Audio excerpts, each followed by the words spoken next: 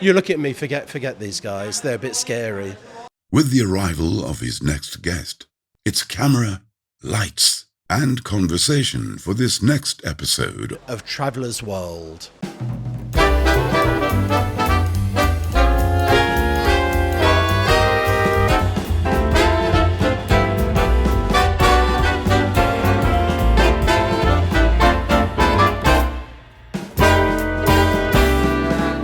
Ida, we're at the Extraordinary Travel Festival.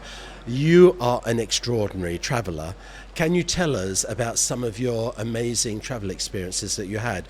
Are you chasing 193? Well, I wasn't till I got to the 100. Then you start chasing. And my 100th country was North Korea. So when you get over 100, then you're like, I'm so close now. I'm going to see all the countries. But at the beginning, it was for me, I come from Bosnia. I grew up in Sarajevo. I grew up during the siege. I was 14 when the war started and went as a refugee to United States at the age of 17.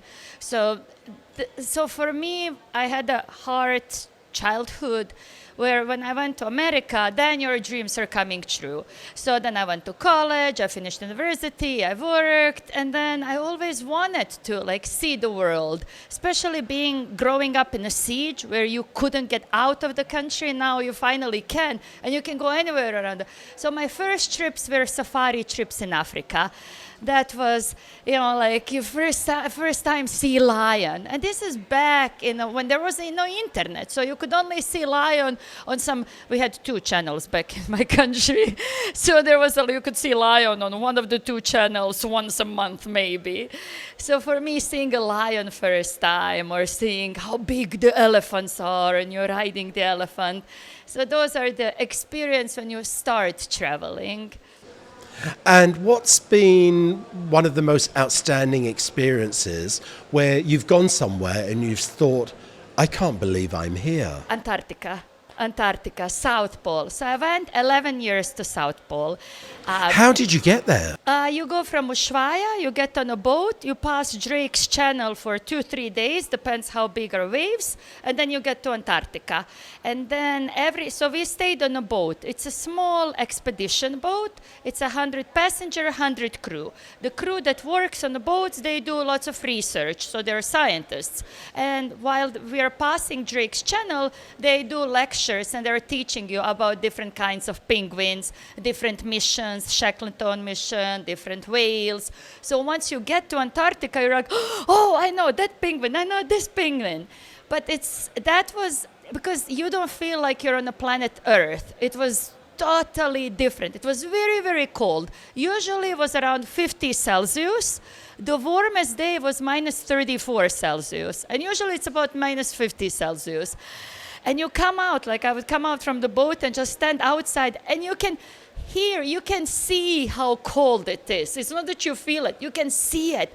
It's so blue, the water is blue. There are no planes flying above your head. There is no pollution, no people, just the nature, so cold, totally different planet. And then you wake up in the morning, I would wake up in the morning, on a ship, of course. So you wake up in the morning, and there are penguins standing in front of the window. And you're like, come on, I'm awake. So that's something that's totally different. Has there been a destination, or I should say place that you visited where you haven't felt welcomed? They were spitting on the street on me because I'm white. Literally, in the middle of the day, I was walking on the market, and people, women and men, were going up, spitting at me. And at night, you couldn't leave the room. One time I was hungry, so I had to go to dinner, and then I asked police to walk me back just 2 blocks. It was 5 minutes walk. That one, it's very racial country. Even but the border, they started talking about races. Yeah, that one was very unwelcoming. And when you travel, you're a solo traveller? Solo, always. Yeah. Always. Do you ever feel lonely? No. No, if you're lonely, I go to the bar and I find, and then I'm not lonely anymore. I'm kidding, but no, you always meet people. And I like being a girl and traveling, I found many advantages. First, for example, so if I'm lonely, if I go to the bar or restaurant to eat or drink, women, like especially in Asia, they're curious because I look different and they want to see what makeup I'm using, how do I do my hair. So I usually get women first come, like younger women, to come sit at the table with me to talk. Then I get older men looking at me as their daughter. So they would advise me, like Iraq, Iran, like, oh, go there, don't go this way. This restaurant is very good, but like I'm their daughter. And then older women, oh, in Venezuela, I was just recently there, and I got ice cream, and I was sitting in front, and the lady owner, she comes, she sits next to me, she's like, Venezuela? Alone? I'm like, alone? Wow, no children? I'm like, no children, no husband. Very good, very good. I wish. So you see, older women, they wish they could have traveled. And then they're asking me about my travels. And then younger guys, they're always curious in any country, but they're harmful. So it's, yes, I like it being a woman, and I'm never lonely just because I'm by myself and people will approach to or help me or just to see who I am. What are the most delicious destinations you've been to where you've been treated to some fabulous food? Food, Nepal was very good. I was just in Nepal. I love that. Oh, momos. What's the cuisine in Nepal? So they eat lots of momos, they eat noodles, fresh. Everything is fresh. That's what I liked about. Yeah, fresh, little bit spicy, not too much spicy, not like Indian smelly spicy. It was just like spicy, perfect for my taste. Then I like Algeria, food in Algeria. So they're Arabic, but they live in Mediterranean, and they were occupied by French for many years. So French came and they grow they grow grapes in the perfect regions. But Algeria is still cheap because it's in Africa. So you have this delicious, very good French wine for so little money.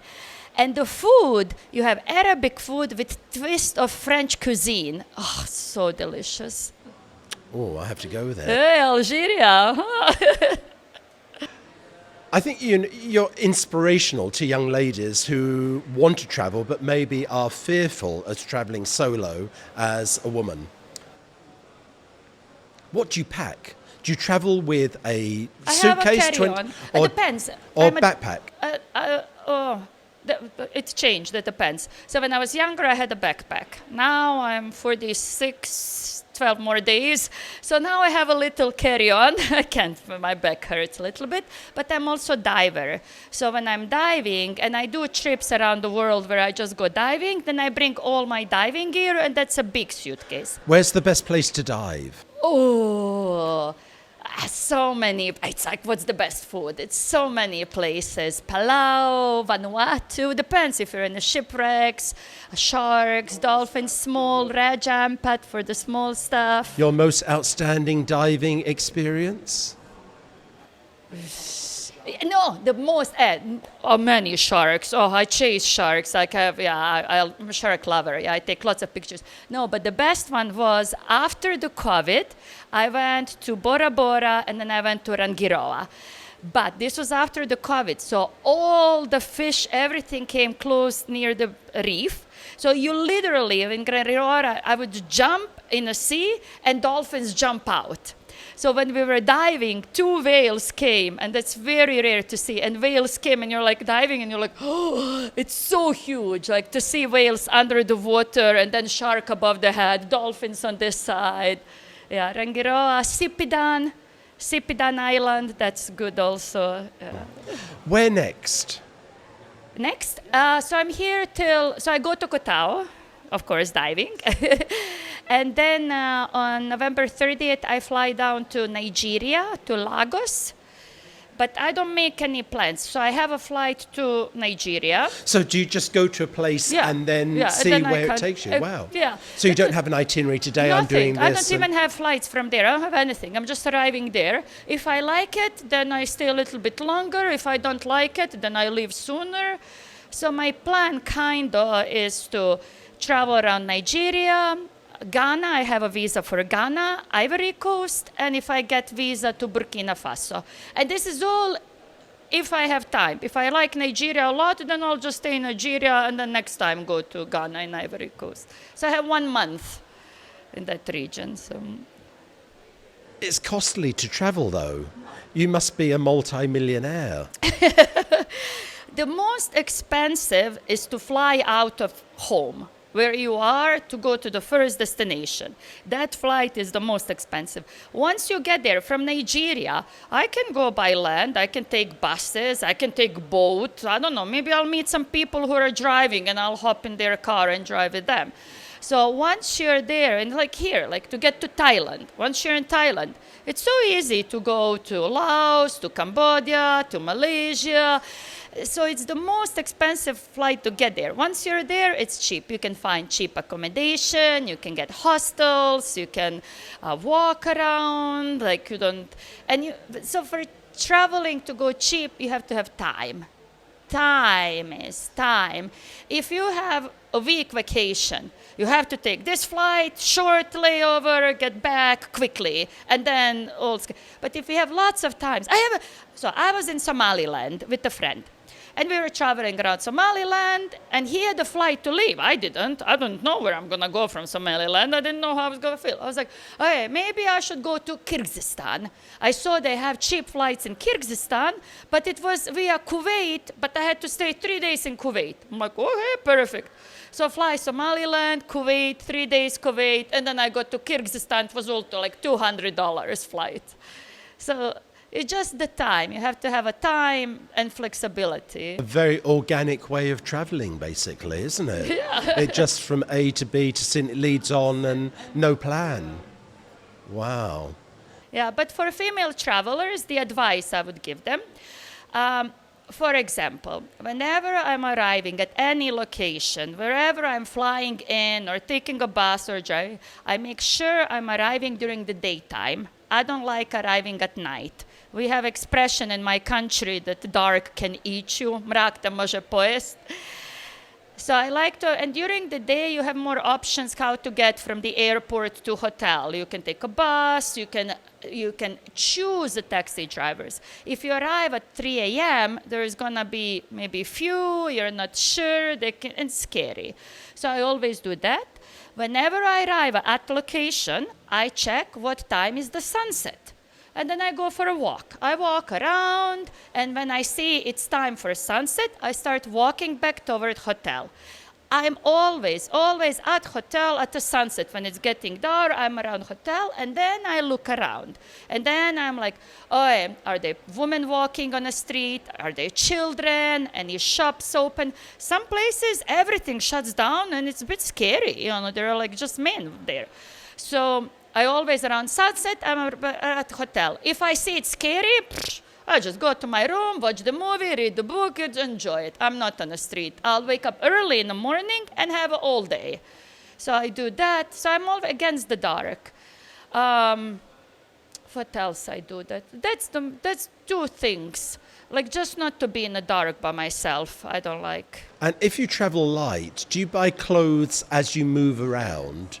Because rather than bring a whole, suitcase of clothes. So 1 year I was in Africa, and I did safari trip. It was more north, like Kenya, Serengeti National Park, Zambia, Zimbabwe, that's central. Rwanda, we went to Uganda, Rwanda. So that was 3 months safari. I was full of sand. Ears, because you sleep in the campsites in Africa in the sand. My ears were full of sand. I was like, I can't stand this heat anymore. I was like, you know what, where it's cold. And I saw Antarctica. Antarctica was cold. I'm like, great. So I booked a flight so I was going to go to Antarctica. I found a ship on which I'm going to board in November to go to Antarctica. I was like, I don't have any clothes. From Africa going to Antarctica. So I booked a flight to go to New York City.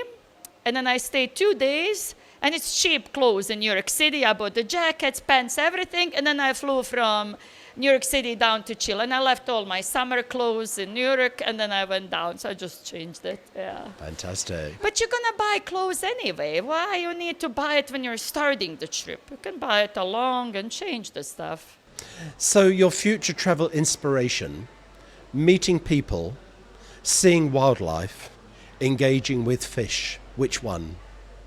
Engaging with fish, undersea, always. When did you first start diving? In 2009, when my father passed away, I was very, very close to my father. And then he had aneurysm. It was sudden. He was 63 years old and he passed away. And then I was depressed. And I was in bed for like 5-6 months. I didn't want to get up. I was just crying and laying in the bed. And I finally told myself, we have to do something. He passed away in May. And in October, I got up from the bed. I'm like, you have to do something. And I have to do something that's not going to remind me of him. I was like, okay, if I go skiing, he would always wait at the bottom of slopes for me. So I'm like, I'm not going to go skiing. If I go swimming, he taught me how to swim. So I'm not going to go swimming, no beaches. And then I was researching and I was like, diving, perfect. Okay, I'd never done diving. And then I found a place where it's I needed to be surrounded with people, of course. So I found that Honduras, there is an island called Utila in Honduras, and it's paradise for divers. So it's a sandy island, doesn't have cars, everyone goes diving, partying, like nice, relaxing place. And then I was still, of course, in the press. I was crying till I got there, and then you do the course, and we jumped in the water, and I saw first shark. Oh, I forgot about my father. I was like, oh, I just want to live. I was like, don't eat me. And that's how it started. And then I started loving more because I was loving more diving because I was less depressed.